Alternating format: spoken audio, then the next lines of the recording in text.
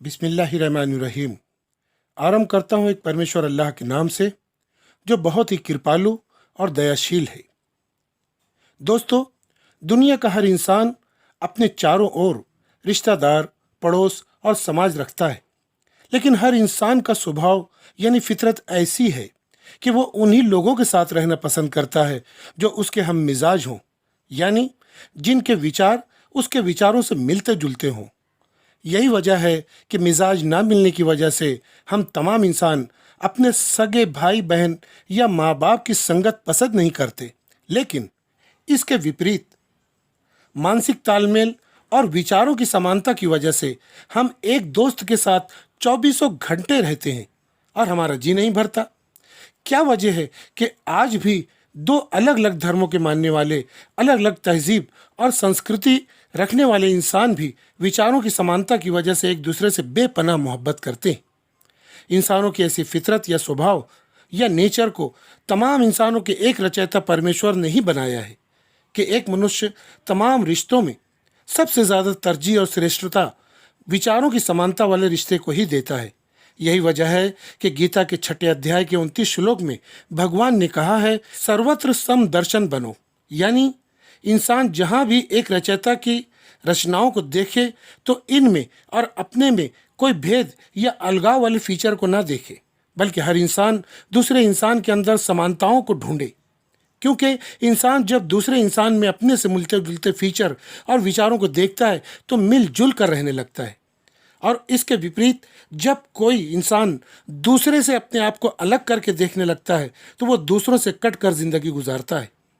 इसी तरह कुरान शरीफ में भी सूरह आल इमरान में हम सबके एक निर्माता अल्लाह ने कहा है कि तमाम धर्म ग्रंथ वालों से कहो कि आओ उस बात की तरफ जो हमारे धार्मिक ग्रंथ और तुम्हारे धार्मिक ग्रंथ में एक समान है, वो ये कि हम एक ईश्वर को छोड़कर किसी और की भक्ति या इबादत नहीं करेंगे और उस एक परमात्मा का साझीदार किसी को न समझेंगे, और हम में से कोई किसी को एक परमेश्वर के सिवा अपना पालनहार या कारसाज न समझें। अगर ये लोग इस समान विचारधारा वाली बात को माने तो इनसे कह दो कि तुम गवाह रहो, हम एक परमेश्वर के आदेशों पर ही चलने वाले मुस्लिम हैं। तमाम धर्मों के लोग संस्कृति, रस्म, पहनावे, तहजीब और त्यौहार के लिहाज से बिल्कुल अलग अलग नजर आते हैं, और इन्हीं मुख्तलिफ तहजीबी ढांचे की वजह से एक धर्म वाला दूसरे धर्म वाले को पसंद नहीं कर रहा है। गीता और कुरान के इन आदेशों के अनुसार तमाम लोग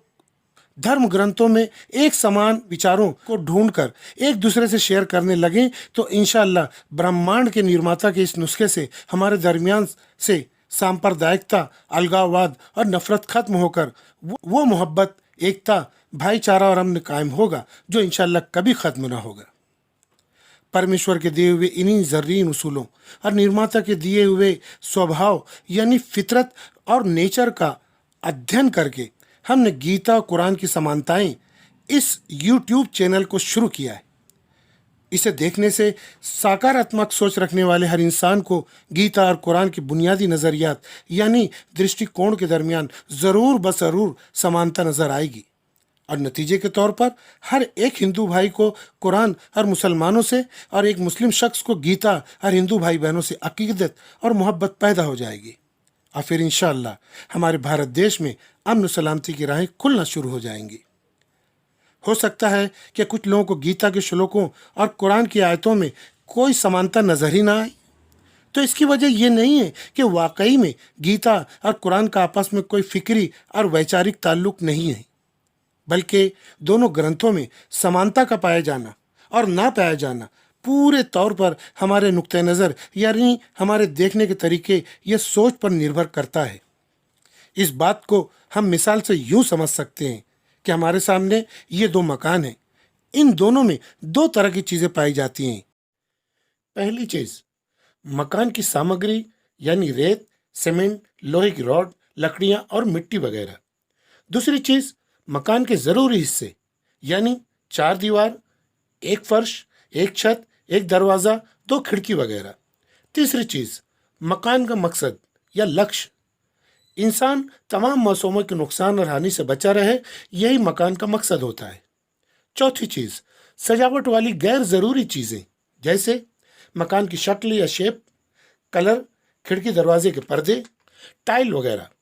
ये दोनों मकान, पहली चीज यानी मकान की जरूरी सामग्री, दूसरी चीज मकान के जरूरी हिस्से, तीसरी चीज मकान का लक्ष्य के लिहाज से बिल्कुल समान और यकसा हैं। लेकिन चौथी चीज यानी सजावट वाली चीजों में ये दोनों मकान एक दूसरे से बिल्कुल जुदा और विपरीत हैं। अब इन दोनों मकानात को कोई शख्स बुनियादी और जरूरी चीजों को सामने रखकर देखेगा तो उसे ये दोनों एक जैसे नजर आएंगे, लेकिन अगर सजावट वाली गैर जरूरी चीजों को सामने रखकर देखेगा तो ये दोनों मकान उसे बिल्कुल जुदा नजर आएंगे। यही बात गीता और कुरान में भी है। एक मकान की तरह ही धर्म का भी हेतु और मकसद ये होता है कि एक परमात्मा को अपना मालिक मानकर लोग उसके हुक्मों पर चलें, उसके आदेशों पर चलें और सर्वभूत हितेरता यानी सब प्राणियों के लिए, सब इंसानों के लिए अमन, सलामती और सुख का काम करें। यानी धर्म ये चाहता है कि हम जिएं और जीने दें। यही धर्म का लक्ष्य है, जिसे कुरान शरीफ में इस्लाम कहा गया है, यानी सबकी सलामती। यही कुरान में भी मकसद है, यही गीता में भी मकसद है। अगर आप अल्लाह के दीन यानी धर्म की बुनियादी बातों जैसे एक ईश्वरवाद यानी तौहीद,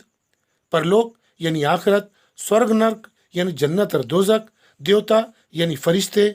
और रिसालत यानी ऋषियों के भेजे जाने को और ग्रंथों में बयान किए गए अच्छे कामों और बुरे कामों की समानता को सकारात्मक दृष्टि के तहत देखेंगे तो ये आपको बहुत हद तक मिलते जुलते विषयों वाली किताबें नजर आएंगी।